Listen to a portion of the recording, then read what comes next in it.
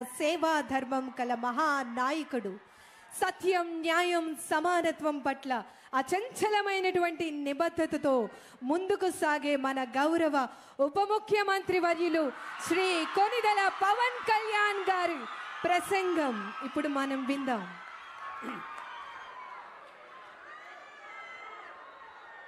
స్త్రీ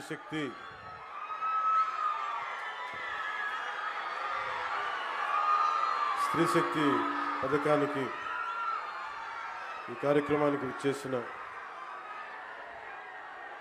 మూల విరాట్ ఆడపడుచుల కష్టాలకి అండగా ఉండాలి. కూటమి ఏర్పడ్డ తర్వాత ఎన్నికల ముందు సూపర్ 6 గురించి మాట్లాడుకుంటున్నప్పుడు ప్రత్యేకించి గౌరవ ముఖ్యమంత్రి శ్రీ నారా చంద్రబాబు నాయుడు గారు అన్న మాటలు నాతోటి ఉచిత బస్సు సౌకర్యం కల్పించాలి.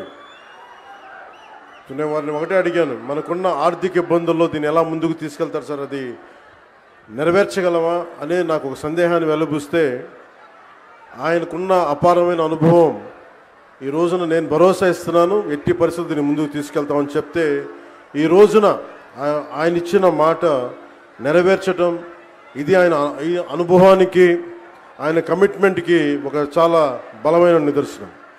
అలాంటి ముఖ్యమంత్రి శ్రీ నారా చంద్రబాబు నాయుడు గారికి నా హృదయపూర్వక నమస్కారాలు.